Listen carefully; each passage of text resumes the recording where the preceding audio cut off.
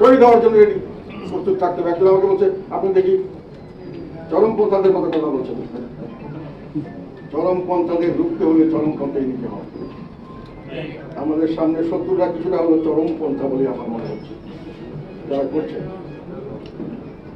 আমার কিছু কালকে দেখলাম একটা টেলিভিশন চ্যানেলে, যারা সার্বিকভাবে জানে আমার প্রতিটি কাজকর্ম, যে আমরা গত আন্দোলনের সঙ্গে আমরা কিভাবে ওতপ্রোতভাবে জড়িত ছিলাম।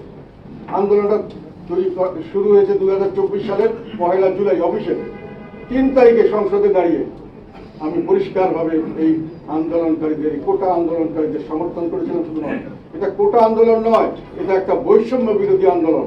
এবং এটাও আমি বলেছিলাম, বাংলাদেশের মানুষের একটা বৈশিষ্ট্য, সেটা হলো বৈষম্যের বিরুদ্ধে সংগ্রামে তারা সর্বোচ্চ ত্যাগ স্বীকার করতে প্রস্তুত থাকে এবং ত্যাগ স্বীকার করে যতক্ষণ পর্যন্ত না এর থেকে তারা জয়লাভ করতে পারে। এটা বাংলাদেশের মানুষের বৈশিষ্ট্য। আমি বলেছিলাম এবং সরকারকে বলেছিলাম, এটা মেনে নেন, না হলে বিপদে পড়ে। তার পরবর্তীতে 4 বা 5 তারিখে গাজীপুরে, তারপরে প্রতিটি জায়গায় বিভিন্ন সময় আমরা এই সরকারের বিরুদ্ধে এই আন্দোলনকারীদের পক্ষে ছিলাম। এবং তাই নয়, এটাকে যে বৈষম্য বিরোধী আন্দোলন, এবং এটা শুধু কোটা বিরোধী আন্দোলন নয়, এটা বৈষম্য বিরোধী আন্দোলন, এবং এটা শুধু ছাত্রদের আন্দোলন নয়, ছাত্র জনতার আন্দোলন। এই কথাটা আমি বলেছি, বারংবার বলেছি। যখন তাদেরকে ধরা হয়েছে, যখন তাদের বিরুদ্ধে নানান রকম অত্যাচারমূলক ব্যবস্থা নেওয়া হয়েছে, নিবর্তনমূলক, যখন গুলি করা হয়েছে বিচারে, প্রত্যেকটি কথার প্রতিবাদ আমি করেছি। প্রত্যেকটি নিউজ পেপার এবং টেলিভিশনে এগুলো এসেছে, এগুলো আমরা প্রতিটি প্রচার করেছি।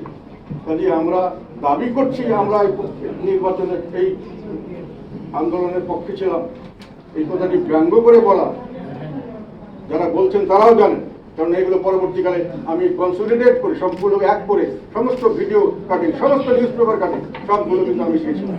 আমরা 28 তারিখে একটা যৌথ সভা করে এমপি এবং আমাদের সমস্ত কেন্দ্রীয় কমিটিকে নিয়ে মিটিং করে আমরা অফিসিয়ালি ডিক্লেয়ার দিয়েছিলাম যে এই আন্দোলনের সঙ্গে আমরা একাত্মতা ঘোষণা করছি।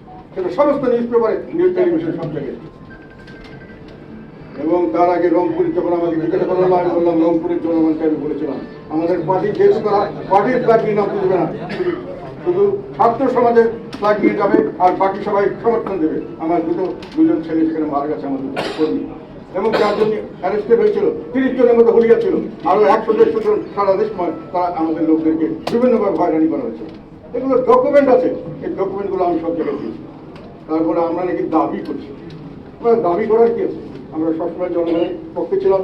যখন 28 তারিখে যখন প্রথম শহীদ হলো রংপুরে আমাদের আবু সাইদ, তার বাসায় কবর জিয়ারত করা, তার বাবা মায়ের সঙ্গে দেখা করা, তার সান্ত্বনা দেওয়া, তাদেরকে কিছু সহযোগিতা করা, এগুলো আমি করেছি সর্বপ্রথম।